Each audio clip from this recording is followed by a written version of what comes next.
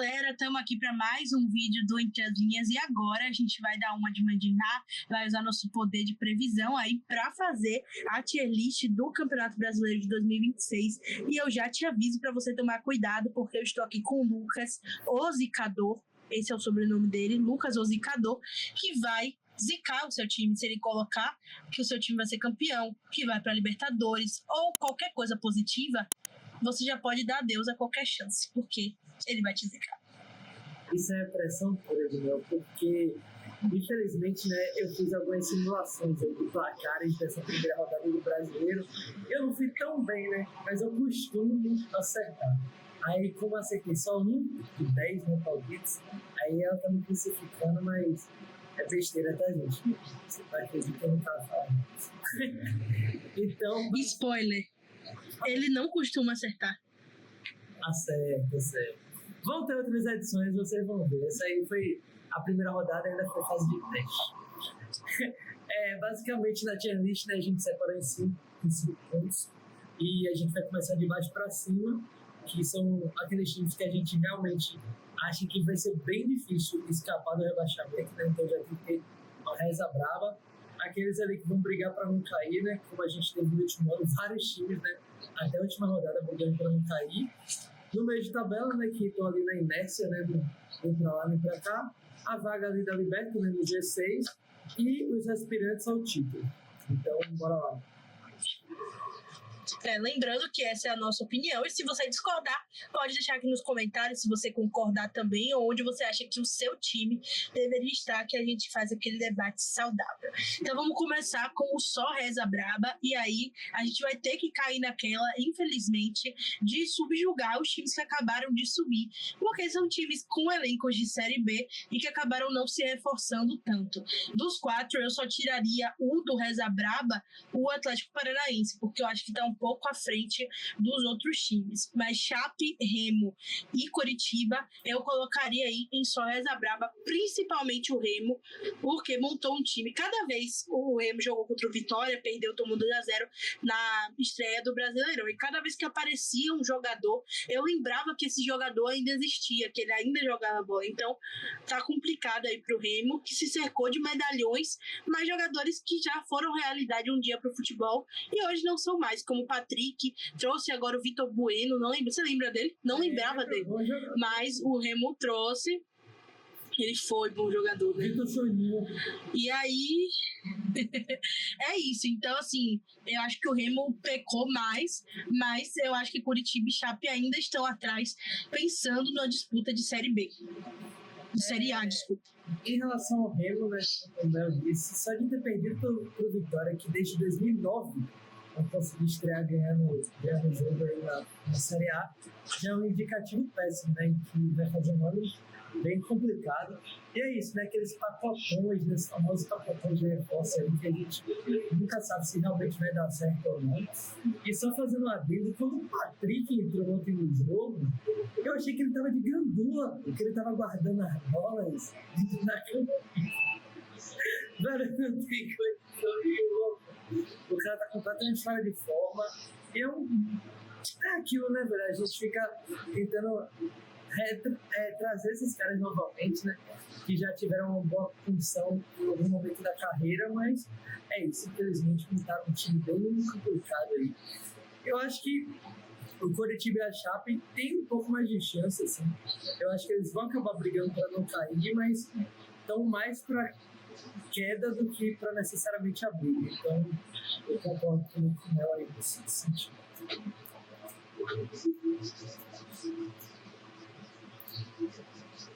É isso aí, pra mim os outros vão brigar, né, mas já tendo mais chances. É aquele famoso 17º colocado, né, que ano passado a gente terminou a última rodada com 4 times podendo cair, se eu não estou enganada, e eu acho que esses times são aí os postulantes. Então o Atlético Paranaense pra mim entra aí, o Vasco entra aí, o Vitória, quer queira, quer não, no caso eu não quero, que é, Lucas? Eu acho que o Vitória não vai brigar pra cair. Véi, aconteceu muito estranho comigo, porque há 2 dias atrás eu tava completamente, sei lá, abalado emocionalmente aí pensando, né, no rumo que seria a temporada. Mas esse jogo do Remo aí, muito obrigado, Remo. Serviu para me dar uma animada. Essas contratações novas aí, pelo menos a imprensa está iludindo bastante, né? Dizendo que os caras vão ser bons aí. Aí acabou que eu aumentei um pouco a expectativa, né? Mas sendo racional, a gente tem que acabar colocando. Que jeito. O que mudou foi a sua ilusão mesmo, né? Porque não tem pelo menos de 14º ali, o Vitória vai estar brigando, mesmo que não brigue dentro da zona, mas eu acho que não tem como escapar de correr por fora ali brigando. E aí eu coloco o Vasco e uma opinião que pode ser impopular ou não. Não, tem o Bragantino também, que eu acho que perdeu, por exemplo, o John, peça importantíssima. Na verdade, quem fazia esse time funcionar, pronto, acabou. Era John, que foi pro Zenit, o Zenit, cavaleiro do apocalipse no futebol brasileiro. Tudo bem, não entendo que é o dinheiro, mas, velho, por que esses caras se insistem tanto em ir pro Zenit depois sumir do mapa, velho? No caso de John, que não era postulante à seleção, nem a título, eu até que entendo. Agora, Gerson, até Luiz Henrique eu nunca vou entender. Loucura, pois é. Então, acho que o Bragantino vai ficar ali na parte de baixo. E aí, a opinião impopular que eu ia falar, que eu não sei se é tão impopular assim, mas eu acho que o Inter também vai ficar aí nessa seara. O Inter, para quem não lembra, foi porteiro da zona ano passado, foi o 16º colocado, e o time não se reforçou do ano passado para esse. O que mudou, principalmente, foi o técnico, o Pesolano tá aí, mas eu não acho que tenha sido suficiente para que o time consiga fazer um campeonato melhor, né? Apesar de estar relativamente bem no estadual, ter ganhado o Grenal, mas eu realmente não vejo o Inter fora dessa briga, mesmo que não seja dentro da zona, como eu falei, mas ano passado também só foi nas últimas rodadas, conseguiu escapar, mas poderia, né, ter sido rebaixado. Eu acho que não mudou muita coisa, então também colocaria o Inter. Não foi nem só porteiro, né, porque ele estava dentro do elevador lá para cair até a última rodada, né, e conseguiu uma permanência, na verdade, né, heróica aí, porque todas as possibilidades possíveis tinham que acontecer e acabaram ocorrendo, né, para o rebaixamento do Fortaleza, do Ceará e a permanência do Inter. Então, eu concordo, o Borré, né, que veio com muita expectativa para o Inter, parece que tiraram as correntes, né, que ficavam amarradas nas pernas dele, ele está conseguindo voltar a jogar bola, mas eu acho que é isso, eu acho que o time não conseguiu se reforçar do jeito que precisa. Tem peças interessantes ali, mas eu acho que é isso. Talvez não necessariamente vai ficar dentro ali do 16º, 17º, mas eu acho que não também vai ficar no meio de tabela, não. Então, esse quadro é o capítulo. Aí, para o meio de tabela, é aquela galera, né, que não vai para um lado, não vai para o outro. Eu colocaria aí o Santos, por exemplo, que eu acho que já é uma evolução em relação ao ano passado. Eu acho que esse ano o Santos não vai brigar para não cair, mas também não vai fazer um grande campeonato, porque o time ainda tem muitos problemas. Mas eu acho que Gabigol e Neymar, se conseguirem fisicamente jogar, podem contribuir, e eu acho que o time não deve brigar. Então, eu colocaria aí o Santos. Eu acho que o Santos, a temporada está muito condicionada exatamente a essas duas peças aí. Principalmente o Neymar, obviamente, né? Mas, por exemplo, na estreia, eu tive 4-2 da Chape, lá na Arena Condá, né? É difícil jogar lá realmente. Mas estava sem o Gabriel, sem o Neymar. O Santos tem grandes deficiências defensivas. Eu não entendo como ainda conseguiu renovar com o Zé Ivaldo, inclusive jogou em Vitória, né? Então acaba tendo uma pandemia. Mas é isso, acho que está muito atrelado a como os principais jogadores do elenco vão estar fisicamente. Se eles estiverem bem, pode até ali estar um meio de tabela mais para cima, mas também se estiverem mal, conseguirem jogar bem, vai ficar aqui nesse momento. Aí eu acho que times como Grêmio, Corinthians, eu também colocaria aí no meio da tabela. E o Mirassol, que apesar de ter ficado no G4 ano passado, eu não acho que um raio caia 2 vezes no mesmo lugar, porque a gente sabe que analisando o elenco do Mirassol, não é top 5, top 4 elencos do Brasil. Esse ano perdeu jogadores importantes como o Danielzinho, que está lá no São Paulo, né? Mas eu acho que, por mais que o time tenha um ótimo treinador, que é o Rafael Guanais, eu não acredito que brigue de novo por Libertadores. Posso aqui estar subestimando o Mirassol, mas não acredito. E o São Paulo também, que bem poderia estar na briga para não cair, mas eu acho que o elenco tem capacidade para mais. Não que seja um super elenco também, mas eu acho que tem capacidade para mais do que brigar para não cair. E o São Paulo é um time que sempre, em todos os momentos de crise, apesar desse ser muito crítico, mas conseguiu se manter, né?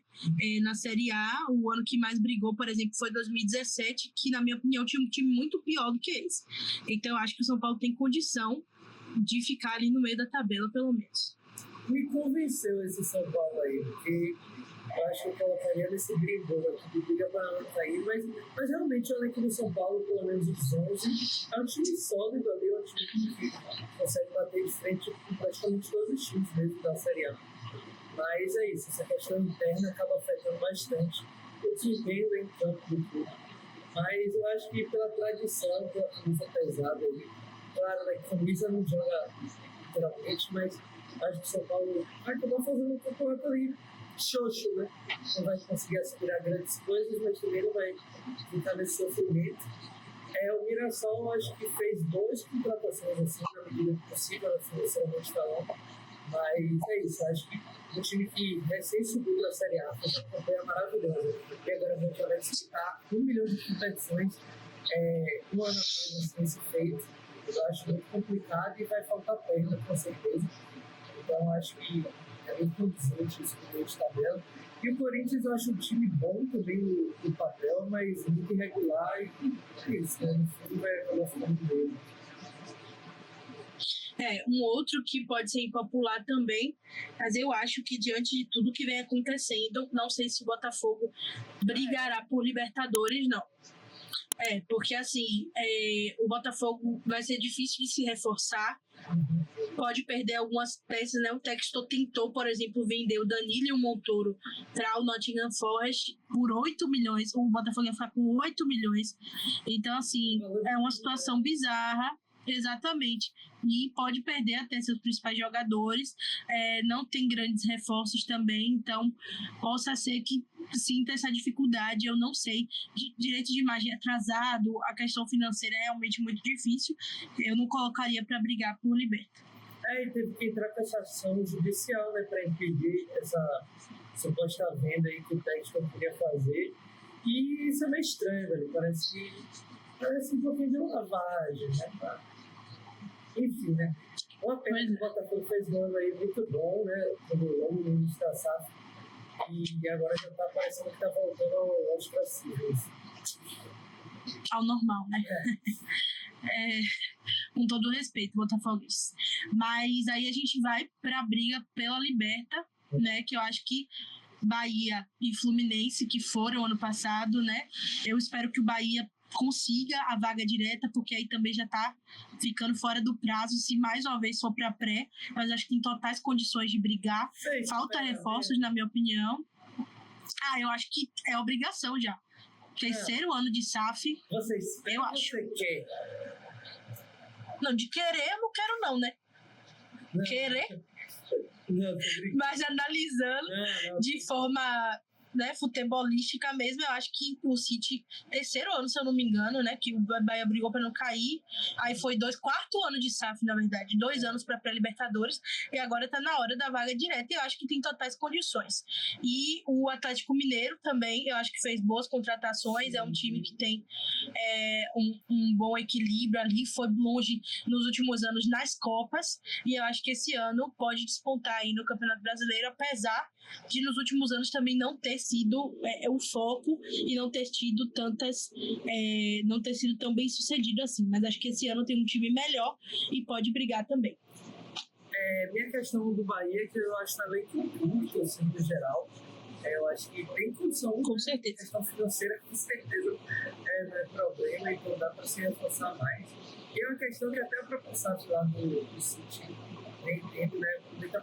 Uma passada muito grande da torcida reclamando essa questão, né? Que tem um poderio financeiro muito alto, mas eles acabam fazendo contratações pontuais em cima dos outros. O Atlético Mineiro, acho que se reforçou muito bem, conseguiu manter o ritmo. Eu não sei como estava realmente do Atlético, mas a primeira vitória do Atlético desse ano foi contra o Cruzeiro, né, no Clássico.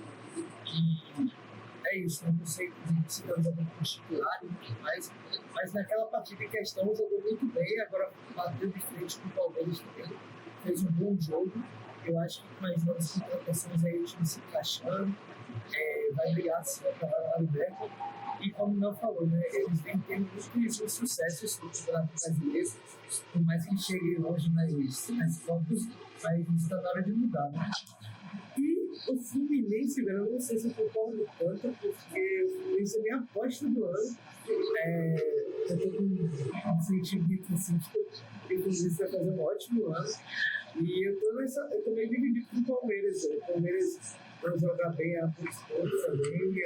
Sei lá, é um time que não me agrada muito e que, de certa forma, vem caindo um pouco de desempenho. Mas é isso, eu ficaria nessa dúvida aí do Fluminense, que se reforçou bem. Como perdeu o Thiago Silva, né, mas que é uma perda muito considerável, mas conseguiu se reforçar bem, está construindo um compacto ali. O Gilberto também está fazendo um bom trabalho.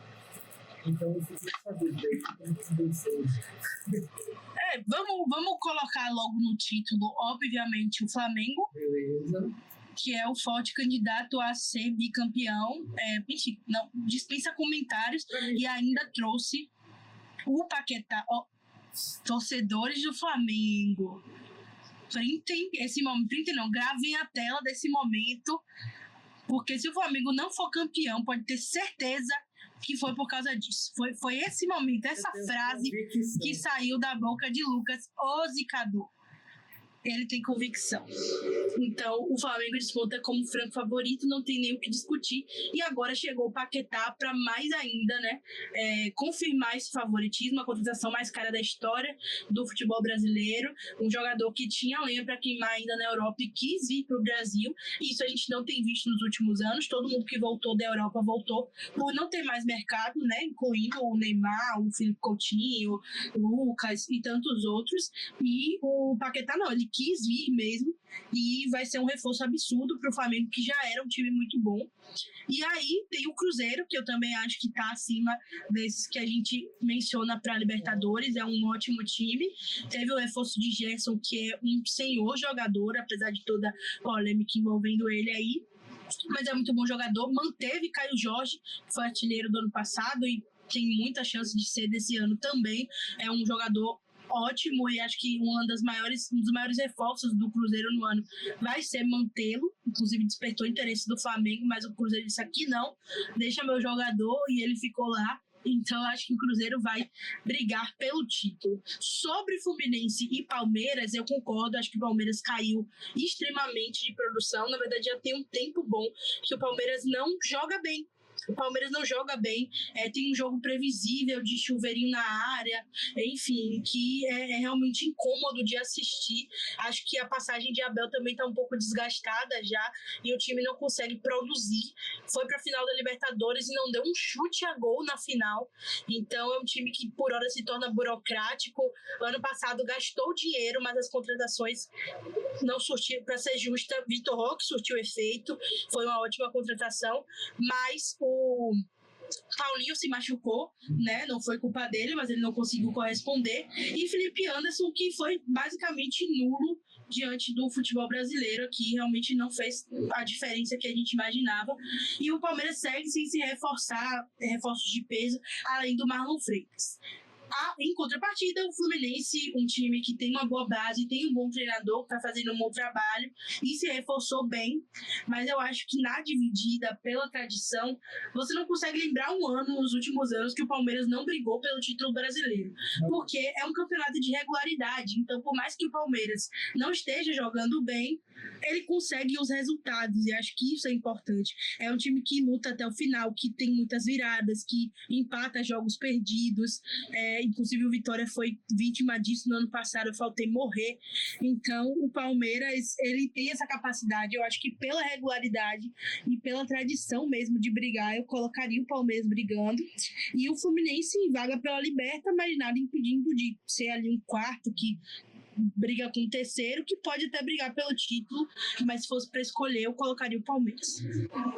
Minha ressalva com o Palmeiras é que parece que todos os anos que a Abel estava aqui, parece que é o mesmo time, sei lá. Eu tenho essa impressão, eles já mudaram milhares de jogadores, né?